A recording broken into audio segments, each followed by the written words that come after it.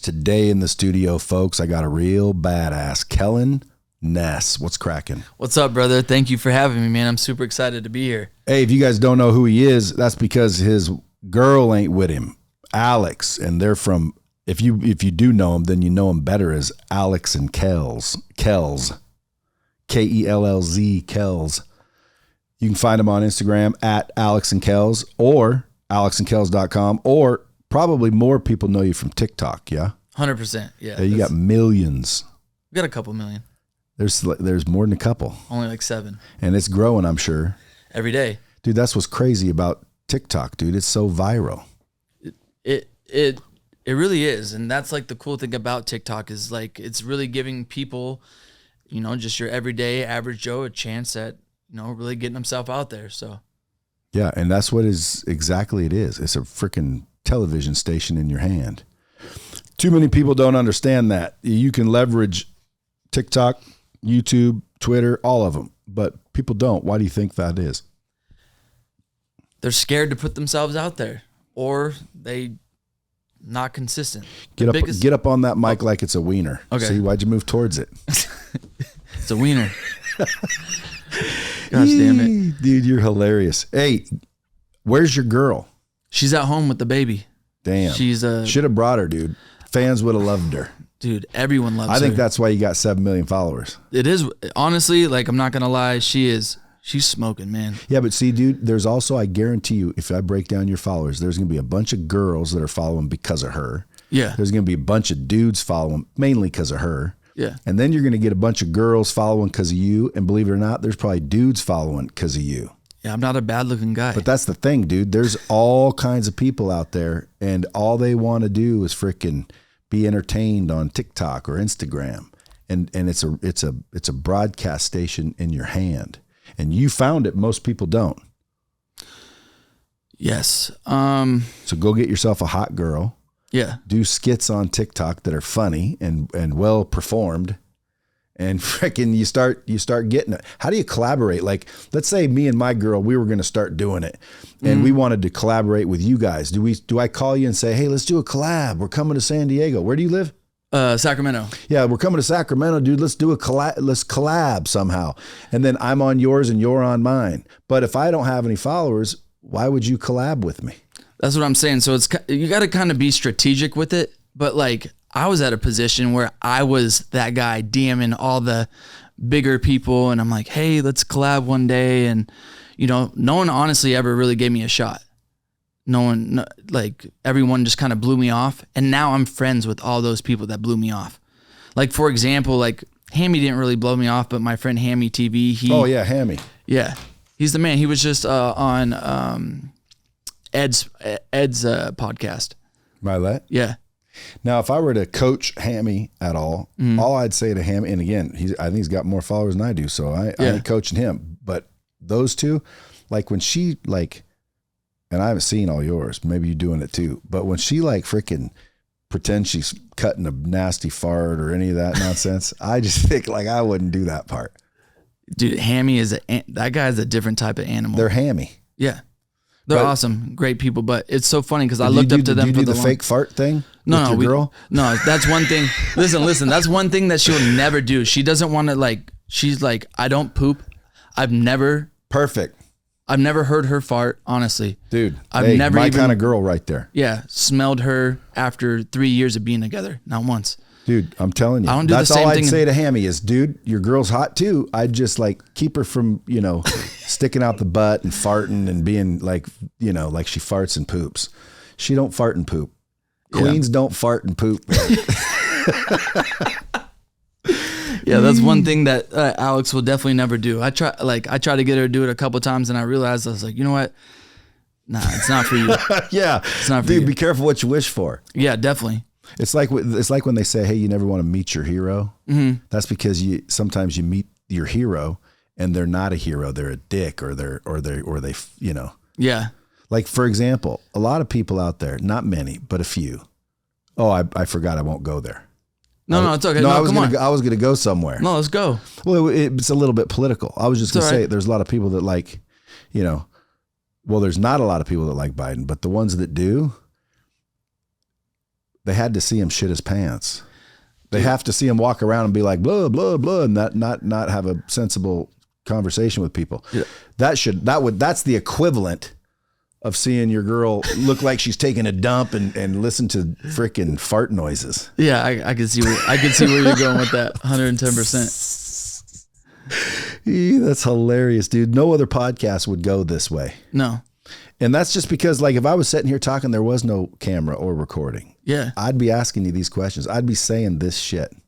Now, you're making money, obviously, from all those followers, but just through, like, advertisements and sponsors and what are they called? Brand deals. Brand deals. Yeah. So people are just paying you to say, hey, talk about this and talk about that. We worked with McDonald's, Irish Spring, Arm & Hammer, Manscaped. They just want their product in your skits? Mm-hmm. Dude, yeah, McDonald's was kind of rough to work with. They're super picky, and you can't have any other brands. You can't. Your shoes can't say Nike. I'd tell McDonald's to pound sand. Well, I'm not in a position to just. Their food's poisonous. Nasty shit. Okay, yeah, I'm not gonna lie. It is really bad, and like honestly, I needed the money, man. So I don't need the money, but it's like we're building and we're trying to get into real estate. We're heavy into crypto and. Crypto. Let's talk about that, dude, because I got a lot of entrepreneurs following me. Yeah. NFTs are like a mystery. Yeah. For a lot of people. Mm-hmm. Describe in basics what the NFT world is doing and how do people get in it and make some money? Man, it's crazy. There's going to be a huge adaptation here, especially with like Web2 brands. It really is the bridge between. It's going to be the bridge between consumers and brands and make it feel more exclusive. Like, for example, like what we've done with our NFT project called the Chillin Kamillions. We're an ocean conservation project. Like for our first drop, it was 5,000 pieces, and you have this thing called like a roadmap. And on our roadmap, we gave away a Tesla. We gave away $150,000 in prizes to our community. We donated over $150,000 to ocean conservation to my friend's nonprofit. We took 20 of our holders to Maui, Hawaii for a 7-day vacation. And on that vacation, we planted over 2,000 plants on island for Hawaii. We cleaned 700 pounds of trash off the beach and out of the ocean. And we've funded 12 beach and reef cleanups since then. So, and the cool thing is what we're doing with us is also we do a thing called NFT, like cleanup day. So we work with other like conservation projects and everyone gets together in their own community and they go up and clean. It's badass, like what we're doing. Sounds it.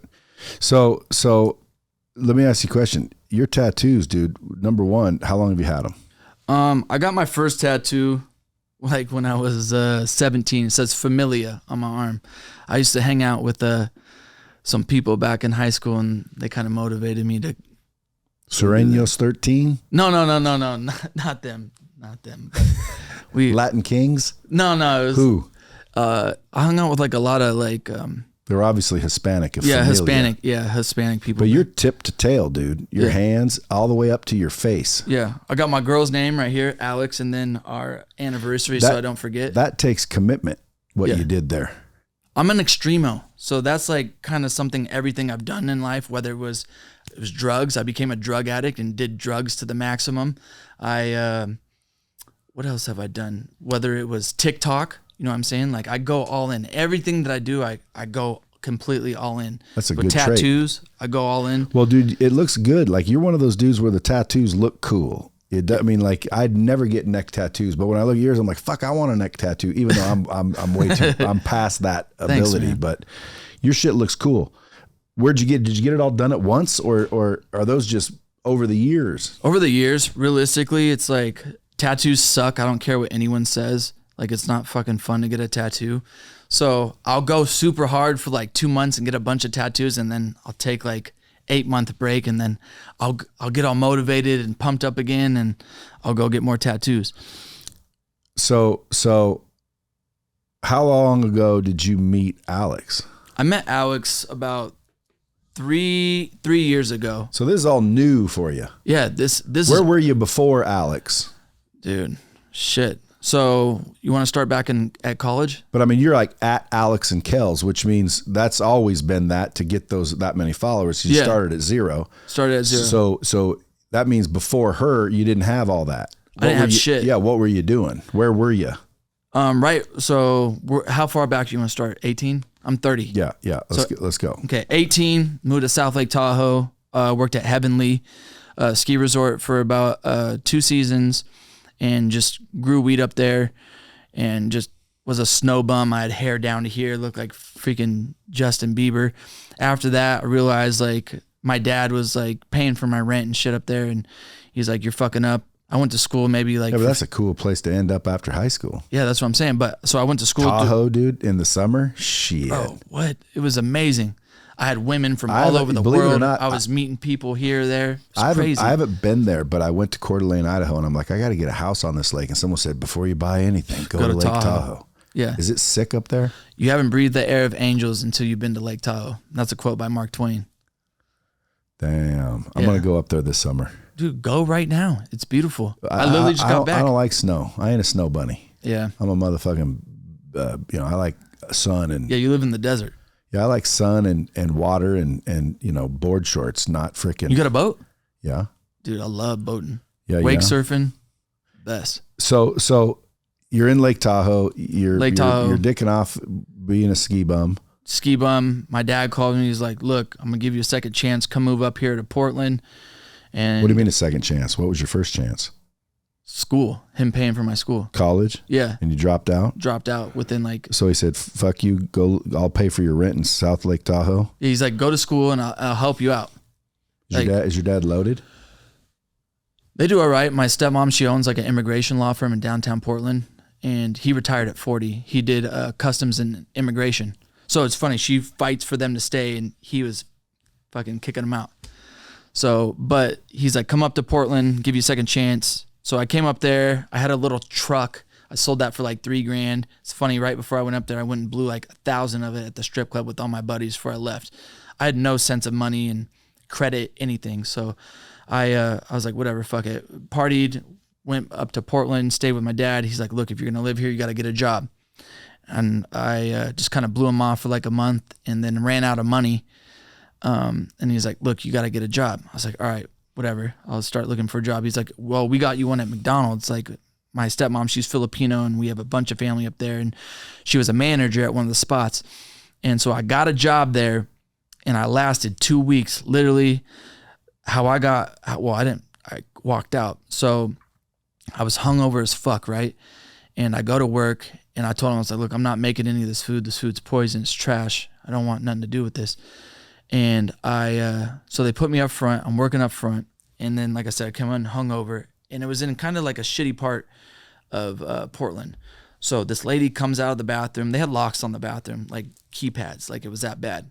So she comes out of the bathroom. She takes a belt off of her arm. Get closer to that mic. Oh, so she takes it moves. Oh, okay, if you want to lean back. Cool. So she takes literally the belt off of her arm. She obviously just got done doing heroin, and there's blood dripping down her manager? arm. No. This is some bum that walked in. Okay. I was about to say, damn. No, hell no. You worked at a hard McDonald's, bro. Dude, no. And she comes out and she's like sucking the blood off her arm, and she's looking at me, and she comes and orders a cheeseburger, and I projectile vomit on this lady in the cash register, and I just walked out.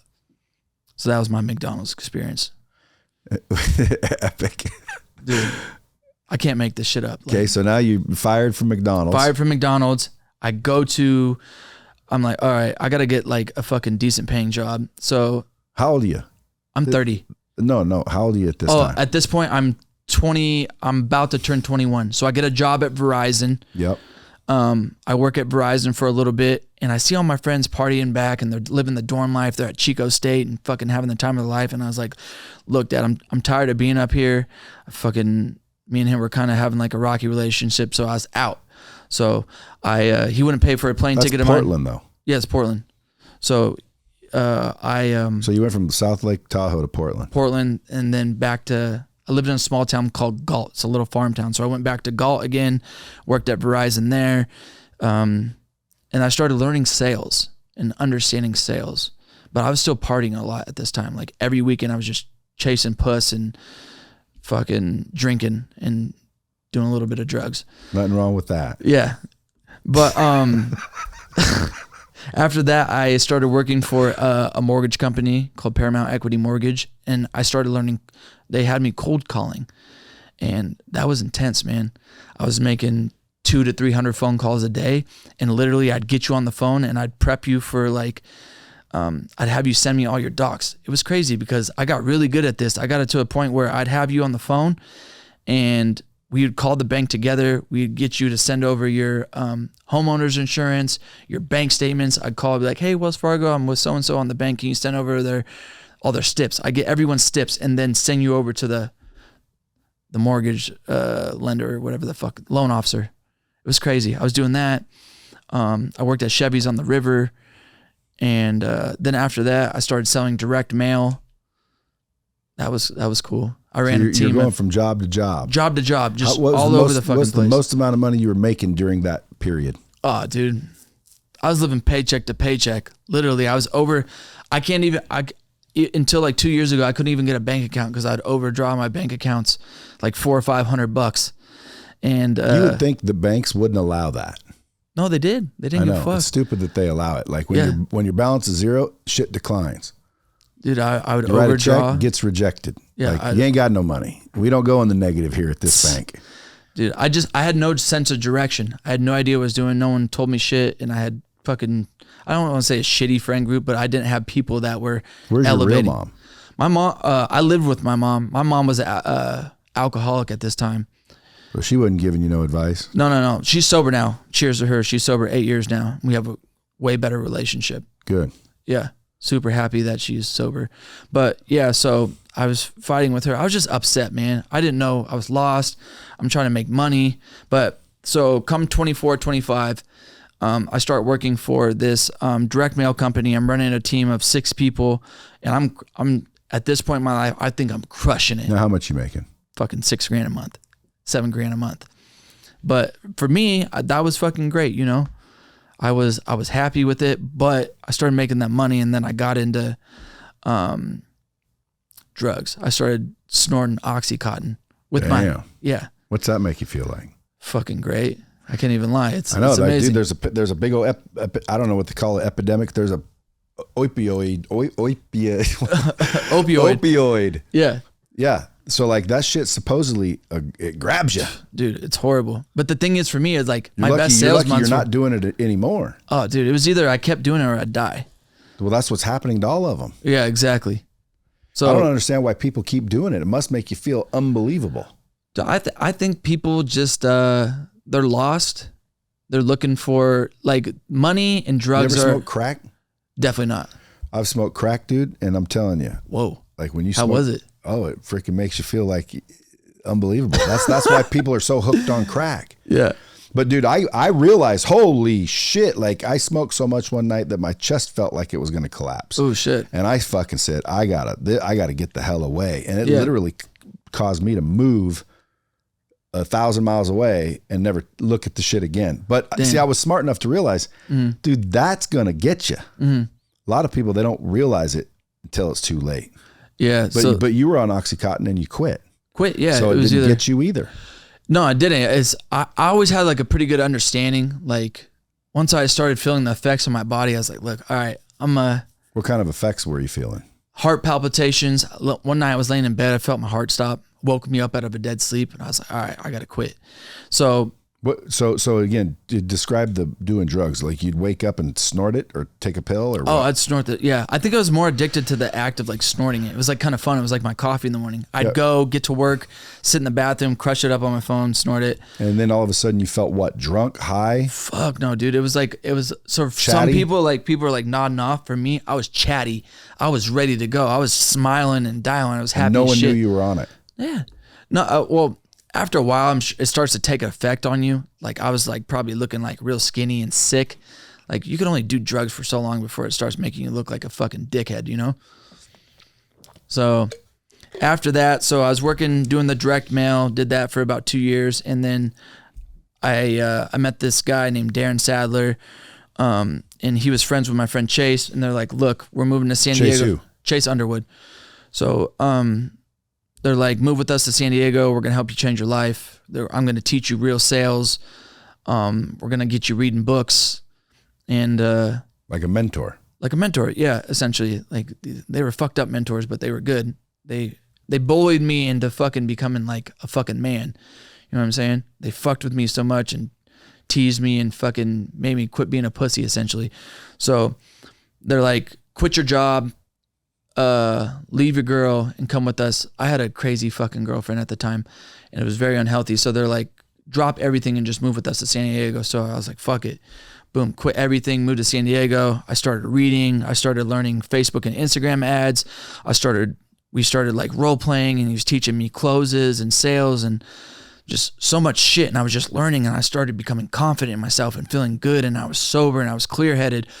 And then, so we came up with this idea. I was already selling direct mail. I had all these car dealership contacts from all over the United States. So in San Diego, this guy, Rick Vidal, I will never forget this fucker. I pitched him on letting us run his Facebook and Instagram ads. This was probably like in 2016, 2017. So right when they just first were getting popular. And he's like, okay, cool. I'm going to get it approved and, come back in tomorrow. So I come back into tomorrow. He's sitting up there. I see him. He waves at me. He's like, his assistant comes down and says, oh, we're busy. And, Darren and Chase told me, they're like, look, he's obviously not busy. He's blowing you off. He's not going to close the deal. You need to go sit in the car dealership every day until you close that deal or else we're going to send you back to Sacramento.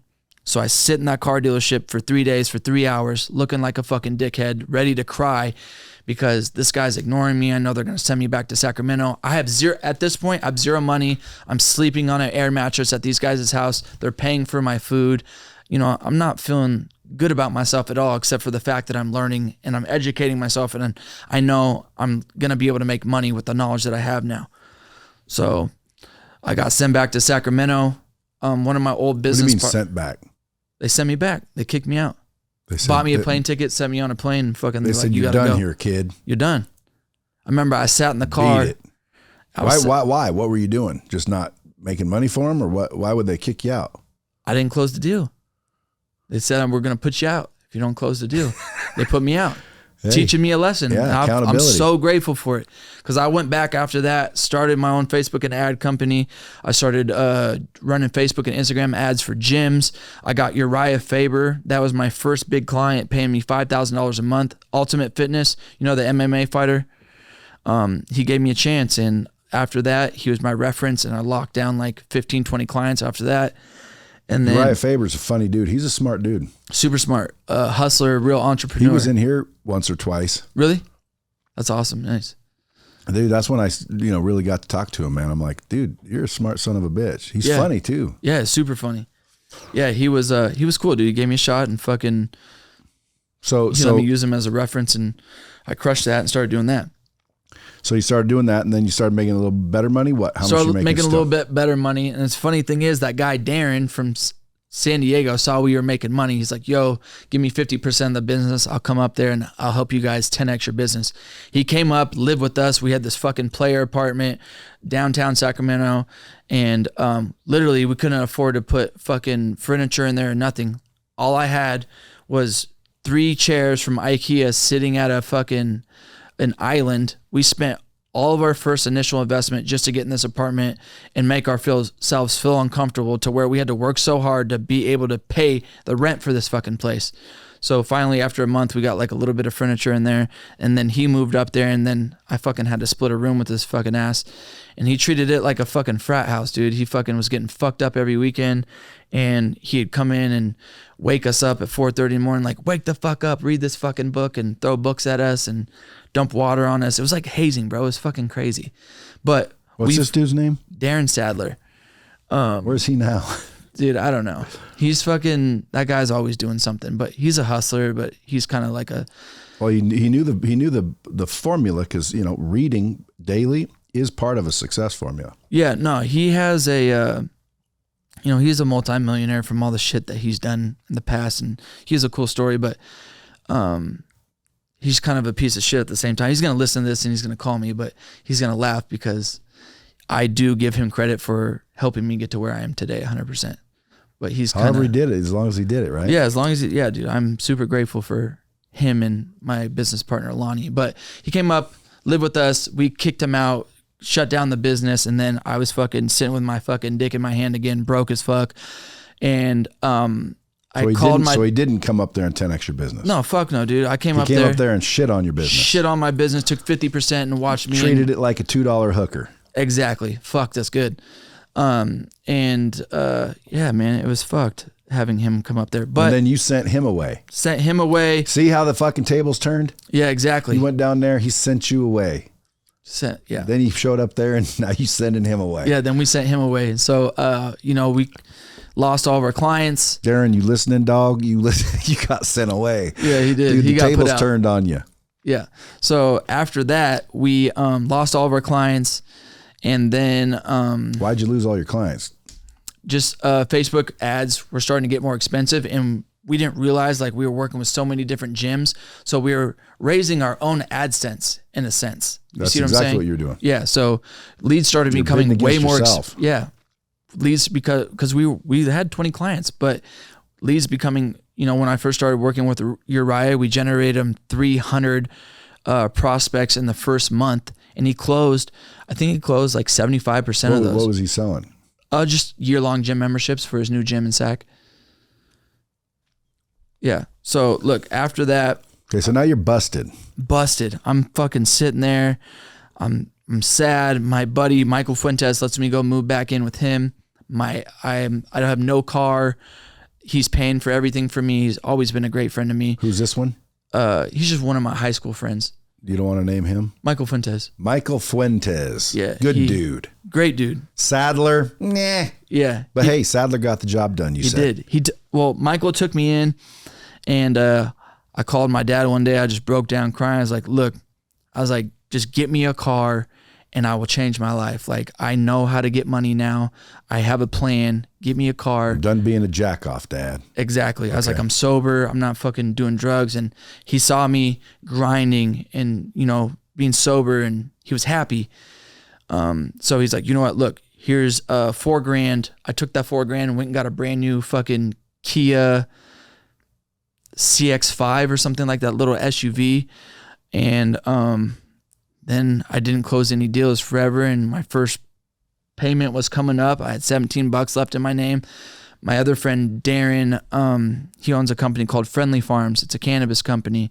He's like, look, dude, I seen you hustling. I need a sales guy. I was like, fucking perfect. I was like, whatever. I come, and he hands me this tray of this shit called live resin. I had no idea what the fuck this shit was. He's like, sell it. He gives me these 3 trays. I was like, who the fuck do I sell it to? He's like, figure it out.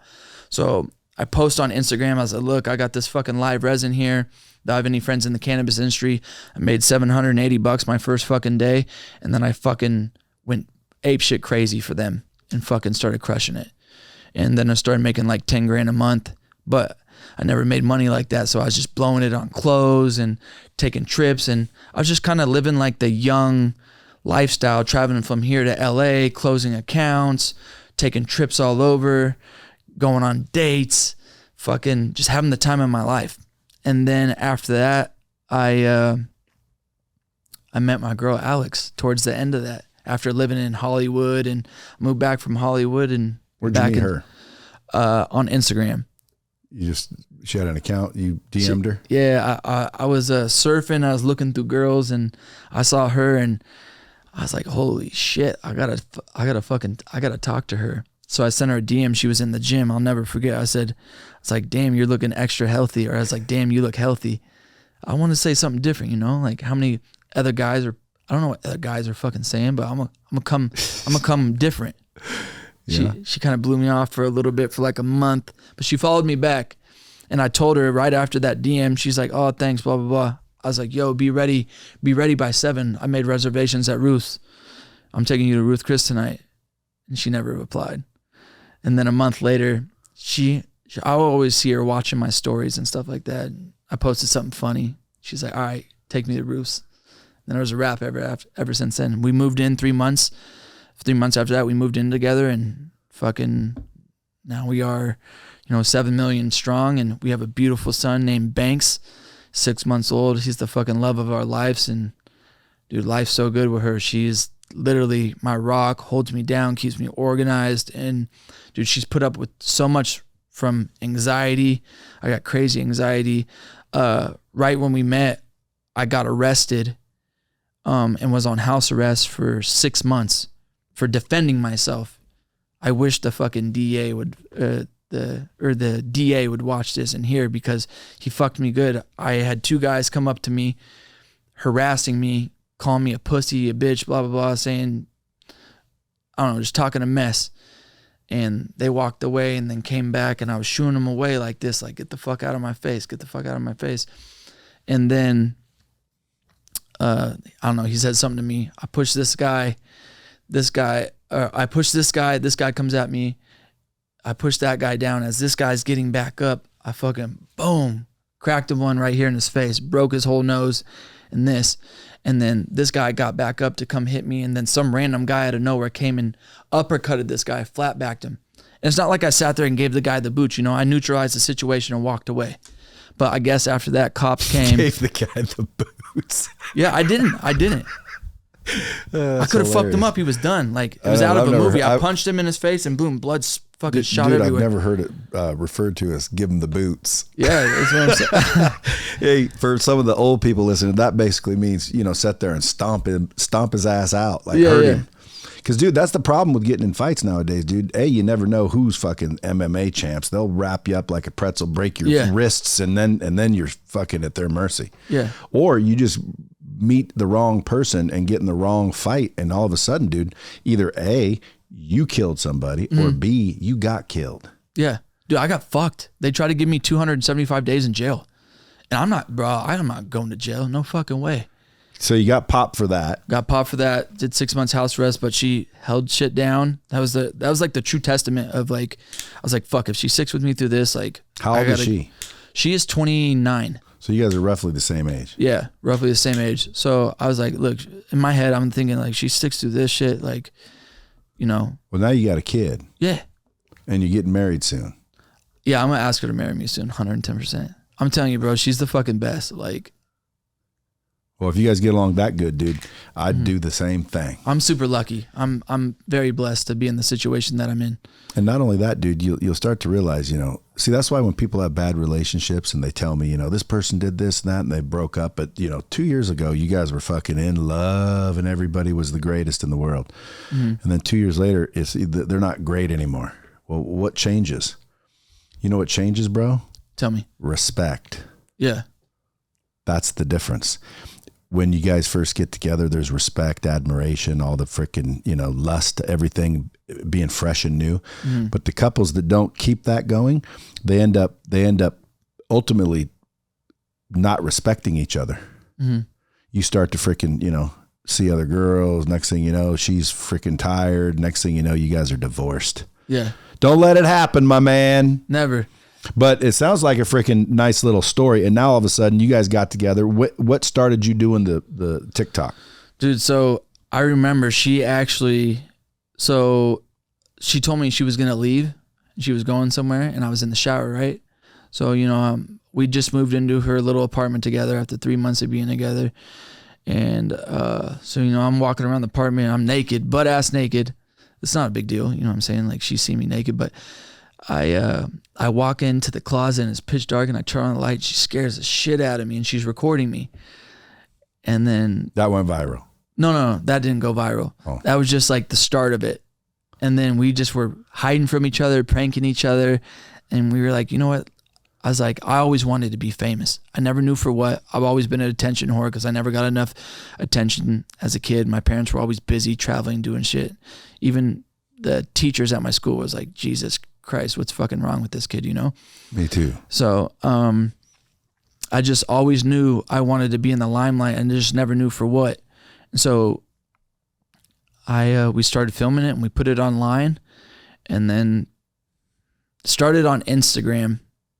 And we grew to about 17,000 followers before we started TikTok. And then the first video that we ever posted on TikTok, 3.5 million views, 20,000 followers overnight. Boom. And that's where it all started. And we didn't take it very serious at first. And I don't know. Pandemic hit and we were like, let's turn this into a fucking business and it's go time.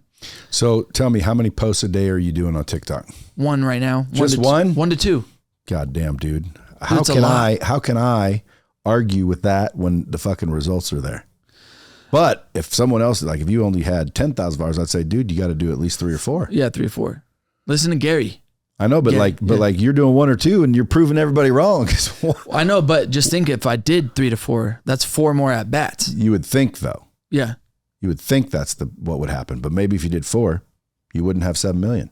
Maybe we're all doing it wrong. Like I'm doing 3 or 4 and I only got 500,000. No, 700 now. Yeah. Dude, I'd rather do 1 or 2 and have 7 mil. Yeah, no, definitely. But we're just trying to put out like real quality content.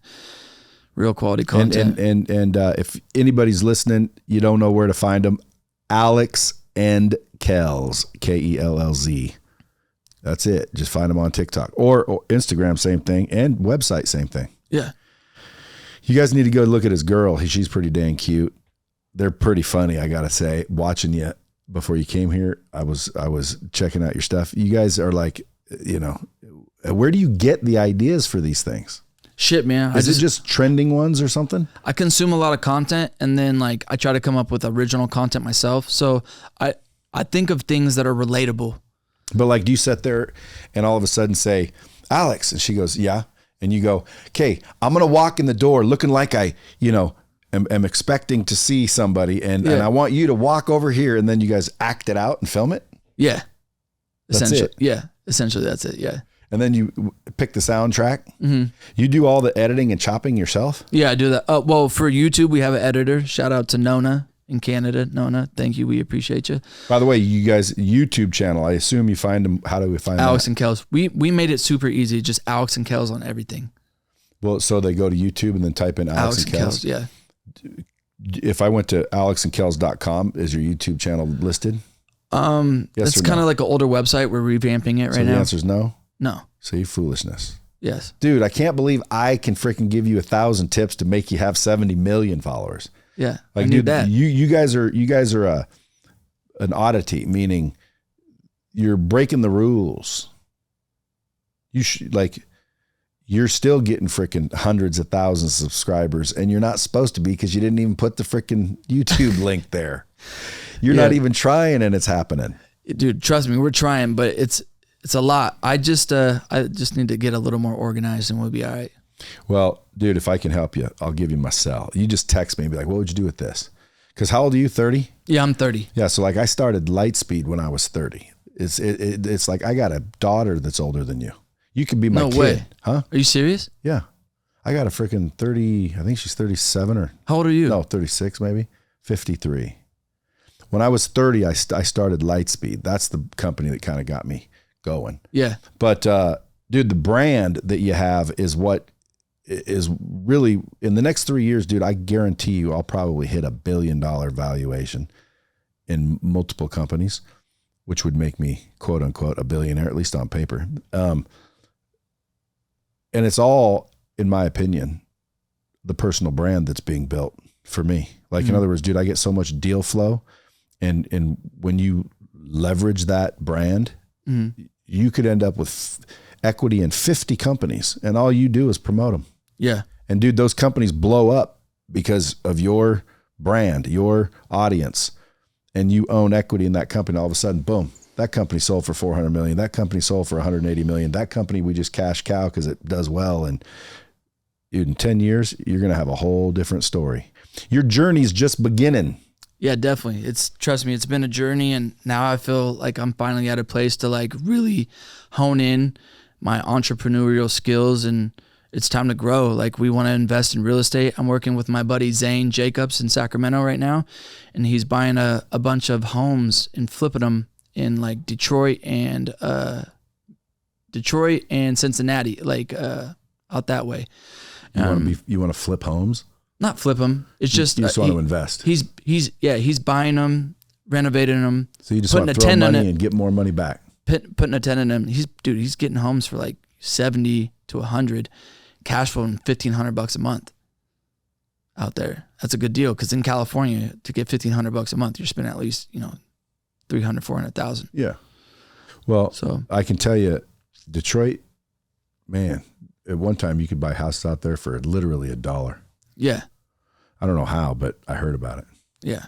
Now, dude, so you're getting entrepreneurial now. You're getting everything dialed in and organized. what about the NFT? You got NFT shit locked down. You already made a lot of money from an NFT or no? Yeah, I did really good. That's what helped me to be able to focus on like Alex and Kellz full time. But I am full time in crypto and NFTs. We actually created a course to add to the utility of our project called the Meta Millionaire Society. So it teaches you everything crypto from A to Z. So it's pretty fucking cool. So if your grandma wanted to learn crypto, learn how to load her wallet or, cash out or how to find a good project. How would you take Ethereum right now if I were to send you some ETH? Just do like MetaMask. Just fast. You know what would be better than that? What? Tell me to send it to alexandkells.eth. Yeah, there you go. You got that yet? Yeah, I do. I have my ENS names for sure. See, nobody knows that yet. I went and got bradley.eth, droppingbombs.eth, lightspeedvt.eth, because people don't understand. Like, I don't want to send you this fucking long ass address. Yeah, no. If you want to send me something, I need to make it easy. Yeah. And I just say, go to bradley.eth. Exactly. Yeah, that's the ENS names are huge. Some of my friends got some really good ones and have made I'll bet you it's almost money. like cyber squatting all over again. You know what cyber squatting Yeah, exactly. was? Like Gary Vee went and bought T-Pain, rickross.com and all these, and he gave them to him. You see what I'm saying? But like these people are, Web3 is different type of animals in there. Yeah. So the NFT folks world, people always ask me about it. I don't know enough about it, but here's what I do know. An NFT is simply a fucking contract on the blockchain. Yes. That's all it is. It's a record. Mm-hmm. So when people say an NFT is my monkey, picture of the ape, the picture's just what they said, so now it's in the blockchain where now whoever owns the custody of this image can be tracked, right? Mm-hmm. That's all the NFT actually is. Cause I could say these are an NFT and I could sell 1 million of them, and anyone that owns the NFT, which is just a picture of these, can always come up to me whenever they want and use them. Exactly. For example. Yeah. That could be an NFT. Yeah. So how do I make my NFT and then register it as an NFT? So it all comes down to the development of that. So for example, like the way we did it, we created a website, created a smart contract to where like if you mint one of our NFTs, so you mint the NFT through our website, and then once you mint it, it uploads to OpenSea because it's on the Ethereum network. There's different networks like Solana, Cardano NFTs. So we're on the ETH blockchain, and so like I said, once you mint from our website, it will upload to the secondary marketplace, OpenSea, and that's where you could buy, sell, and trade NFTs. But if I mint an NFT, does that cost me money? Yes, it does. And so I pay you what? So for our NFT, it's like, we haven't announced like the mint price yet, but whatever, fuck it, we'll do it on here. It's 0.1 for our NFT. So roughly, what is 0.1 right now? It's like ETH's about like $3,200, maybe like $500. So it's $500. I mint one, or and now $400. what if I put it on OpenSea and nobody wants it? Well, see, that's where and why wouldn't the person that wants it? Why wouldn't they just go mint their own? Well, that's what I'm saying. So there's like a collection. So once you sell out the whole collection, that's when the marketing comes into play and things of that nature. Like, for example, like our first collection, we didn't sell out on the first day because we had a problem with the smart contract, right? So we only sold 1,500 NFTs out of our 5,000 piece collection. And so what that hurts your value, right? Yeah, it did at first, but then we started collabing with other NFT projects. I went and bought I bought a Tesla. We gave that away. And then we did like a raffle giveaway for Hawaii spots. Like when we took about 22 people to Hawaii. So, and then created the Meta Millionaire Society. So whenever you buy one of our NFTs, you get access to that. And that's huge. So that's where we create the value and do the marketing. And that's what drives people to go to OpenSea and creating value for your NFT. Hype. What kind of crypto are you messing with? Dude, I'm big into Luna, ETH, Bitcoin. What else do we have? We have Theta. I have like a crypto mutual friend with my buddy Parker J. Smith. He's the man. We have a crypto mutual fund with probably like, I think we got like half a ticket in there, a little bit more. Just friends and family. You never heard of Chase Hero? No, I haven't. Should look him up on Insta. He's Hit cool. him up.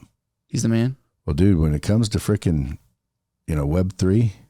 Yeah. I mean, he was buying like crypto punks for millions and selling and making millions within a week type shit. Yeah, I don't have that big of a bag. Yeah, but this guy does, and he's a cool dude. You guys get along. If I was you, I'd freaking figure out how to pick his brain, and you guys work together. Yeah. Because, dude, you can make hundreds of millions of dollars in that space. Yeah. Because all you need, bro, is marketing. If I just came out with an NFT and the whole world knew who I was, it'd sell off the chart.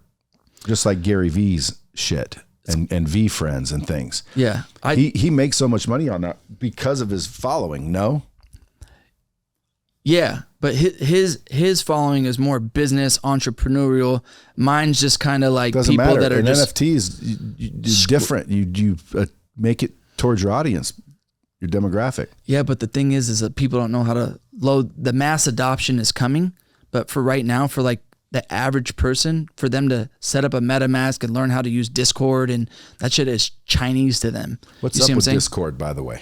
I always hear people's Discord channels. Yeah, Discord is cool, but you got to be very careful in Discord too. You always want to turn off your DMs because people send you a link. You click a link, boom, your whole shit is gone. For example, all your crypto, boom. How NFTs. What is it? They wipe your phone. Yeah, they wipe your whole. You click a link and they'll just wipe your whole. Gone. Like, for example, just one of my link click. Just with the link click, dude. Then that thing needs to be revisited because that security is bullshit. So that's what we teach in the Meta Millionaire Society. That's like saying you send me a link, I click it, and fucking bam, you can have access to my bank accounts. Like, dude, that shouldn't happen. You have to be careful. I thought the blockchain prevented any bullshit like that. No, that's the crazy thing about the blockchain is all the scams that are going on right now. And that's why we're preaching to protect yourself in Meta Millionaire Society and teaching people how to truly protect themselves. Which is what, a cold wallet? Cold wallet, yeah. That problem is, what if you fucking lose it?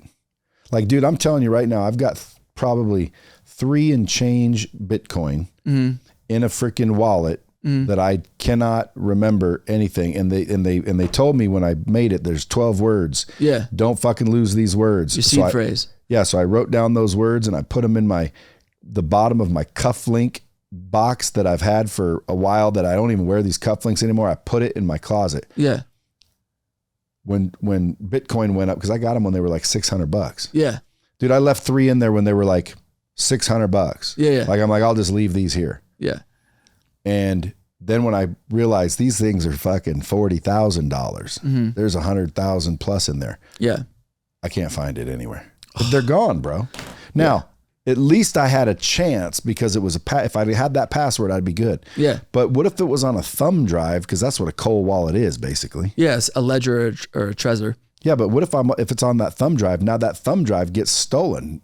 Why would you allow it to be stolen? Well, to even get access to your ledger or your Trezor, you have to have the seed phrase or your password to even use it. Doesn't matter.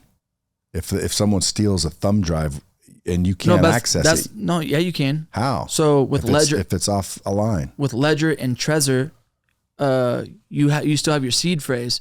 So you have an option to say recover your seed phrase. Like when you log into Ledger, there's like a whole software. That's web-based. So cold wallets aren't off the internet. No, it is off because you load it and it's on the Ledger. So once you unplug your Ledger from your computer, it's offline. Boom. No one could have access to that. I got you. Yeah. So that's how you're protected. So the average person listening out there, how would they make an NFT and create one real quick, and why would they? It's a lot harder than you think. You need a developer. You need a marketing team. You have to have, you can't just make a NFT and just hope that it sells anymore. There's so many bullshit projects dropping each and every single day. You have to have real utility and a legit docs team. You can't hide behind, Web3 anymore. Just like how the Bored Ape people kind of got doxxed. They were all anonymous for a long time, and then I forgot who outed them. But you need a legit team, you need great art, and you need an amazing roadmap to make people want to invest. That's kind of like the cool thing with NFT projects. It's like if you have a business and it's legit And you don't need to take it public anymore on the stock market. Well, like start a use fucking Lightspeed. NFT project. Use Lightspeed. Yeah, like if I just gave you Lightspeed, how would you make an NFT and raise a bunch of money that way with Lightspeed? I would leverage you, myself, and all your businesses, and we'd put together a sick roadmap from depending on all. I don't know exactly all your businesses, or we create like an educational course. I don't know if you already have one, kind of like what we did with the Meta Millionaire Society, and we could leverage you. You are very valuable. We could have, if you own one of Bradley's, Lightspeed's NFTs, we'll do a drawing once a month to where you can get a 2-hour long fucking consultation with you on your business. Yeah. You could win a lunch with you. You could win a trip to fly out here to Vegas with you. You're driving around in your fucking Ferrari, take them golfing, talk the shit. You could win $50,000 in capital towards your business, and I'll teach you how to spend that. There's a million different things we do. I could help you with your project if you want. Yeah, I have a whole team. Yeah, dude, help me. Think it up for me, and I'll cut you in, and then I'll promote it. And if as long as it's a winner, because there's a lot of people they just want to make money. Like I would rather make zero money and have everybody happy than make $5 million and have everybody think I'm a scam. I don't want to be a scam. I don't want to fucking take anybody's money. That's why I want to give people value, and then for that value, I will be happy to receive money. See what I'm saying? So like I want shit to be worth it for people. So what we could do for you is we can create like a kind of like a Brad's OnlyFans. You can be fucking Bad Brad, and you could drop like all your little business plays in there.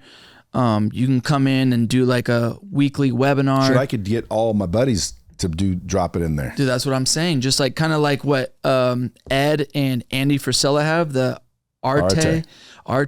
You could do that, but instead of that, they just buy one of your NFTs, price it a little higher, make it a smaller collection, so that way you get good quality people from the podcast, and that way no one's going to waste your time. With that? Dude, I'll help you do whatever you need. I want to do one where again, like I like number one, travel clubs. Yep. Like you say, you took 22 people to Hawaii.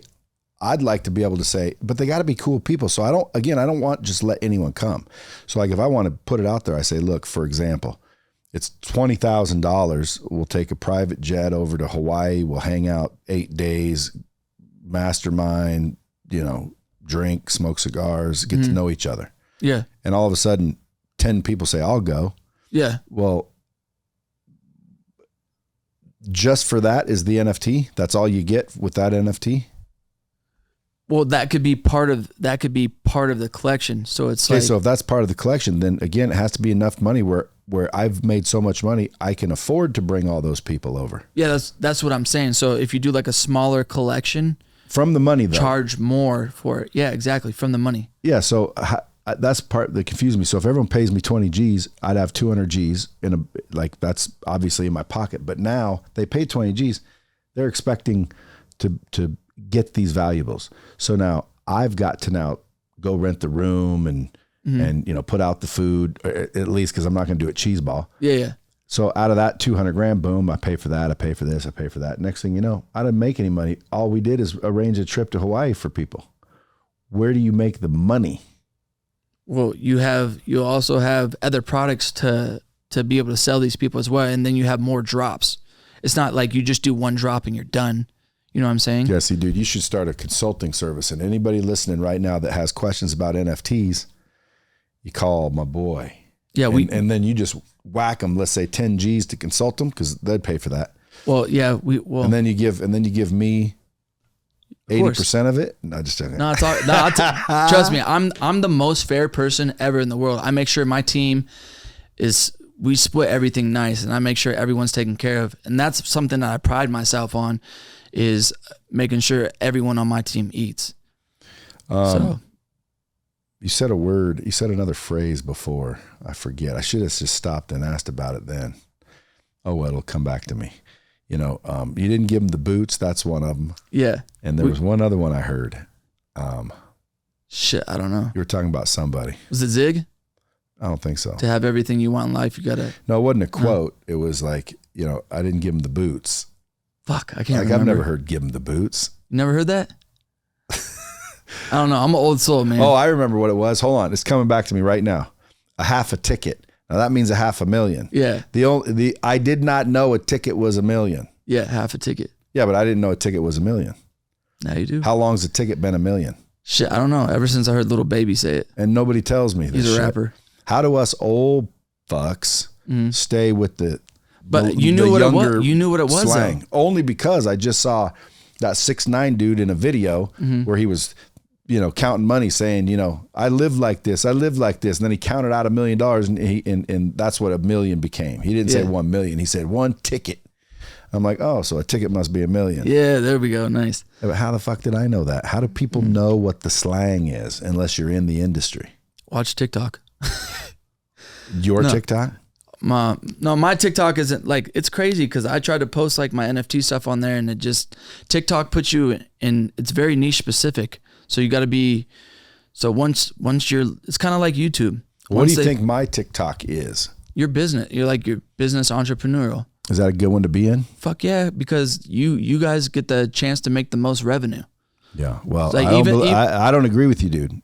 7 million has a better chance than 700,000. But the thing is, look, for example, like on YouTube, my CPM or whatever the fuck it's called is like $3 or something like that. Yours is going to be closer to 17 all the way up to $50 because you're in the finance niche, the entrepreneurial I niche. saw something the other day that said 18 and change for that. Yeah, I said 17 to 50. Can you go pull up my YouTube and tell me what my analytics look like? Yeah. I can go. Yeah. Oh, not like. No, not right now. Oh yeah. After. Yeah, I'll show you. Yeah, dude, I want to do some NFT shit with you. Come to Arizona. I'm throwing the first NFT AZ in Phoenix, Arizona, at the Clarendon Hotel. This thing's gonna be fucking sick. I rented out 105 rooms. Like, I can't even imagine myself doing this, especially when I'm throwing up on that lady at the fucking McDonald's. You know what I'm saying? Now I'm renting out a whole hotel for all my holders. It's gonna be a huge mastermind. It's the one of the first cannabis hotels ever in the United States. What dates? July 8th through the 11th. I have some of the biggest. Where do they get tickets? You got to own one of the Chillin Kamillions. Oh, how do I go buy a Chillin Chameleon? Well, we have our second drop coming up. So we have the 2D art, which dropped late last year in October, and now our second drop is coming mid-May. So mid-May, you'll be able to monitor? I'm sorry, say that again? Like if people listening to this and it drops in time, how many people, want to go do that? How do they go do that? Come to Chillin Kamillions, Twitter or Discord or Instagram. Chillin Kamillions, it's all it is Chillin Kamillions. Twitter, it's the Discord's the same, and the Instagram is all the same. Yeah, and if you go tell him Bomb Squad's where you're coming from, so he goes, damn, this dude's got some influence. Yeah, go drop Bomb Squad on any of the Chillin Kamillion photos. Dude, I want to do an NFT, but I also want to buy other NFTs that I should buy because their value goes up. Do you know of any no-brainers that everybody, in your mind at least, think they should go buy? You got to go get yourself a Bored Ape. I can't afford. I can't get one. I don't want to say I can't afford it because I'm gonna get it. I will get one here pretty soon. I own me and my team. We own. Why do I want a Bored Ape? It's just the forever will hold its value and only go up. So look, you buy it now and I say 10 years. So Yugo Labs is like the Apple, the Google of fucking Web3. Anything that they do is only going to go up from here. Yugo Labs. They actually just bought CryptoPunks, acquired CryptoPunks as well. So Bored Apes, they just acquired CryptoPunks. I own so dude, check this out. So owning these is huge. So they just dropped their own token or their own crypto called ApeCoin. We owned 2 Mutant Apes and 2 Bored Ape Kennel Clubs, which is like just another drop that they have that were dogs. We got airdropped $80,000 fucking dollars for free. 80K, boom, just out of thin air in my fucking MetaMask. That you can cash out? Cash out. Some of the Bored Ape Yacht Club holders, the people that own like fucking 10 apes, dude. So I heard a guy get like $12 million for free, cashed out, boom, just like that. And they still own the apes? They still own the apes. That's just a coin. They're rewarding you for holding that. It's like the cool thing. It's like Like what we're doing is like. So if I would have bought a Bored Ape when it was $600,000, I'd be getting cash. Yeah, you probably would have. I forget how many tokens they gave. I think it was like 3,000, and it was like. I don't remember exactly. Does everybody get the same amount of tokens, or based on No, what it's different. It's different depending on what you hold. Yeah, because some of those are like more than others. Yeah. And it's like the Bored Apes, you got a certain amount of tokens. What's the most valuable Bored Ape?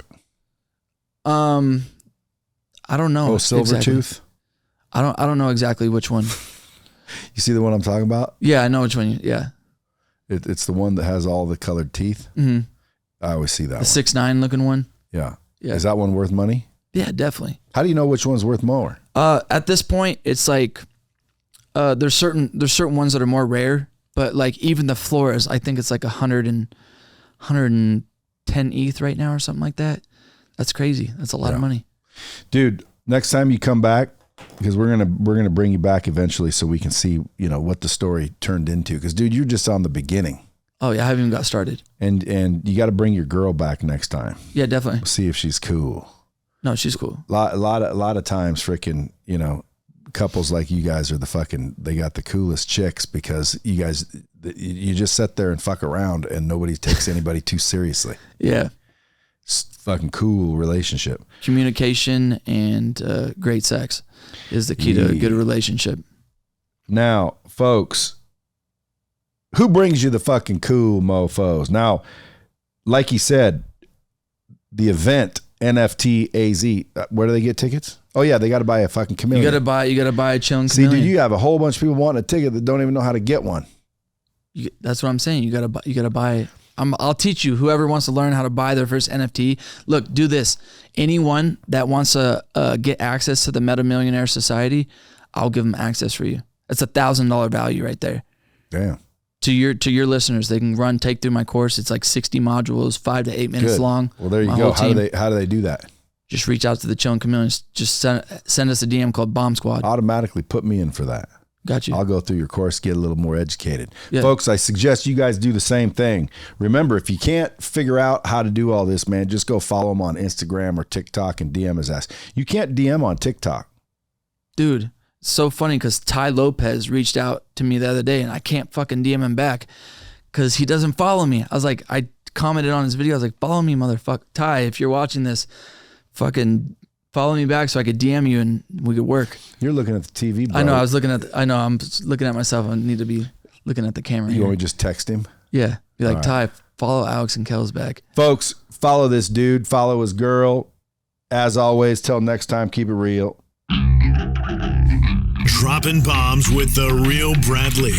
Subscribe now.